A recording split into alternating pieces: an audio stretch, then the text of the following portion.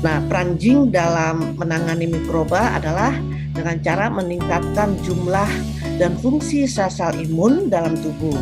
Nah, khusus untuk virus ternyata zinc ini sering disebut sebagai antiviral immune.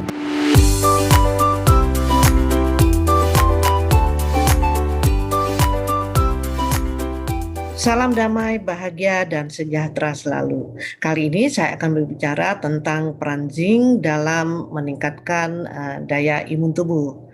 Mungkin banyak yang belum tahu tentang pentingnya zinc atau seng dalam kesehatan manusia, sehingga zinc ini sering dianggap mineral yang terlupakan. Nah, zinc ini adalah sejenis mineral yang sangat dibutuhkan tubuh agar metabolisme tubuh berjalan dengan baik, terutama dalam menjaga daya imun atau ketahanan tubuh dari berbagai macam penyakit. Walaupun sebelumnya saya sudah mengetahui tentang manfaat mineral ini, namun baru menyadari begitu pentingnya dalam masa pandemi ini setelah membaca sebuah laporan penelitian yang melihat kadar zinc pasien yang positif COVID dibandingkan kelompok kontrol. Ternyata mereka yang terinfeksi COVID-19 ini memiliki kadar zinc dalam darah secara nyata atau signifikan lebih rendah dibandingkan kelompok yang sehat. Nah, ternyata keampuhan zinc ini setara dengan vitamin D3 untuk mencegah infeksi virus. Seperti yang sudah saya sampaikan pada podcast sebelumnya.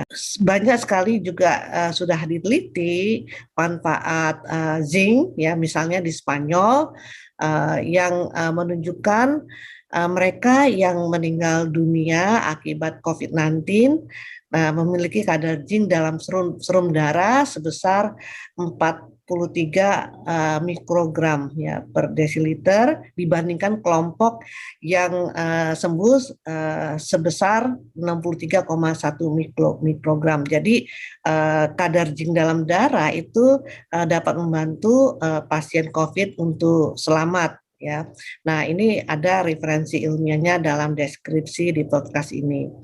Nah, peran zinc dalam menangani mikroba adalah dengan cara meningkatkan jumlah dan fungsi sel-sel imun dalam tubuh.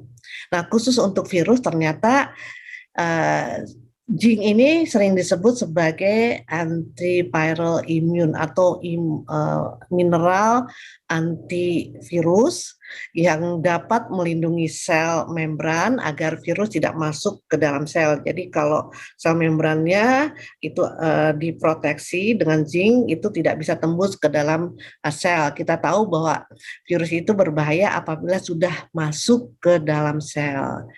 Nah, oleh karena itu suplemen zinc dipakai untuk mencegah pilek dan flu, terutama ketika awal-awal ya, misalnya tidak enak badan.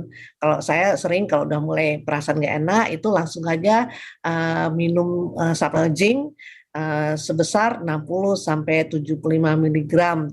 Nah, cukup 1 hari saja. Nah, besoknya langsung flu-nya tidak jadi ya. Itu yang saya rasakan dan memang ternyata zinc ini berperan sekali untuk mencegah penyakit yang berhubungan dengan virus termasuk COVID-19. Nah, memang kalau tablet yang tersedia itu yang mengandung zinc biasanya sekitar 20 miligram ya per hari. Dan ini kalau kita minum secara rutin itu cukup untuk meningkatkan daya tahan tubuh ya. Kalau kebanyakan ya seperti umumnya apapun yang kebanyakan tentunya ini tidak bagus. Tapi kalau sehari saja misalnya lagi enak badan 75 miligram itu justru dapat membantu. Nah, menurut literatur yang saya baca, zinc bisa menjadi berbahaya apabila kita mengonsumsi 100 sampai 300 miligram per hari dalam waktu yang cukup lama. Nah, kalau di Indonesia suplemen zinc ini diberikan pada pasien-pasien yang menderita diare. Jadi kalau misalnya mau beli zinc di apotik atau toko obat itu pasti dikatakan, oh yang buat diare itu ya. Karena memang ketika diare itu penurunan kadar zinc itu dalam plasma darah akan cepat sekali, apalagi kalau tubuh sudah kekurangan zinc. Nah, ini tentunya untuk mencegah timbulnya penyakit-penyakit lainnya ya. Nah, ternyata ya kekurangan zinc ya itu besar sekali di penduduk di dunia ini ya. Jadi data yang seperti ada di gambar itu sekitar hampir 2 miliar manusia di dunia itu kekurangan zinc. Dan yang paling rentan adalah anak-anak, terutama di negara-negara berkembang. Bahkan ekses kematian akibat kekurangan zinc adalah 800.000 orang per tahun ya. Dan kalau anak-anak itu sebesar 450.000 anak balita yang meninggal akibat penyakit yang berhubungan dengan kekurangan zinc seperti pneumonia, diare, malaria, dan yang lainnya. Nah, kita sebagai perbandingan aja, total kematian akibat diare eh, itu menurut data dari UNICEF itu sekitar 1,5 juta per tahun. Nah, kemudian pneumonia itu pada tahun 2017 5,5 juta anak meninggal per tahun ya karena penyakit pneumonia. Nah, kalau kita perspektif ini ya, tentunya setiap nyawa anak itu apa nama kalau sudah hilang itu tentunya kita sangat sedih sekali apalagi pada level individu. Tapi kalau kita perspektif dengan data kematian akibat COVID ya itu dari ini data bulan Mei 2021 ada sekitar 8.700 anak usia 0 sampai 18 tahun yang meninggal karena COVID. Dan ini pun karena adanya komorbid. Jadi dalam perspektif 1,5 juta anak yang meninggal karena diare dan 5,5 juta anak yang meninggal karena pneumonia, itu sebetulnya jauh lebih besar ya dibandingkan karena meninggal karena COVID.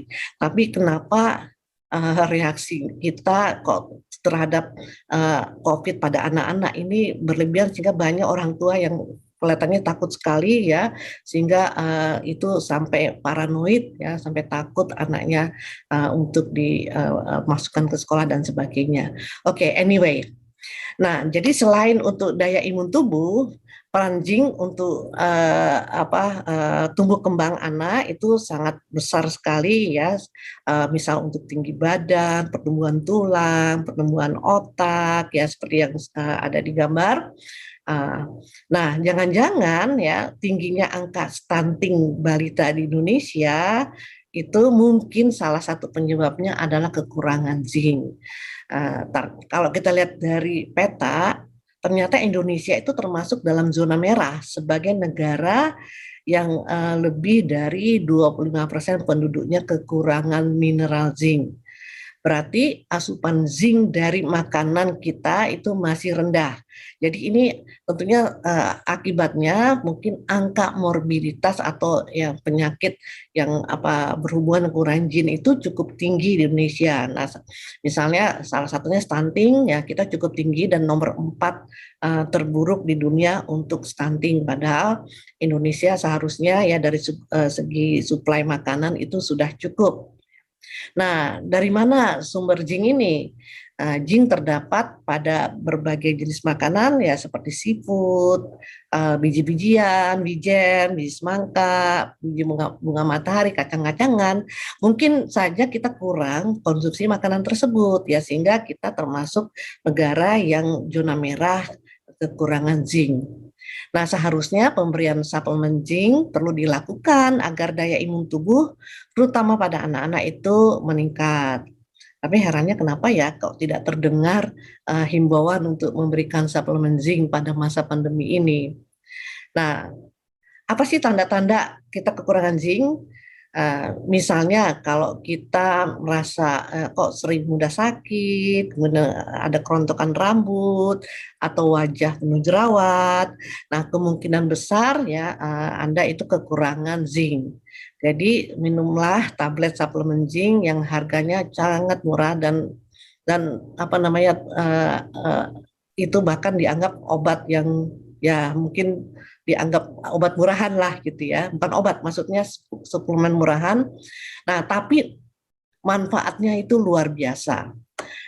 Sebarkan pengetahuan berharga ini kepada keluarga, sahabat dan teman-teman Anda. Jangan lupa subscribe untuk mendapatkan informasi dan tips-tips menarik selanjutnya. Saya, Ratna Megawangi, mengajak Anda untuk mandiri dalam menjaga kesehatan holistik Anda dan keluarga tercinta. Salam.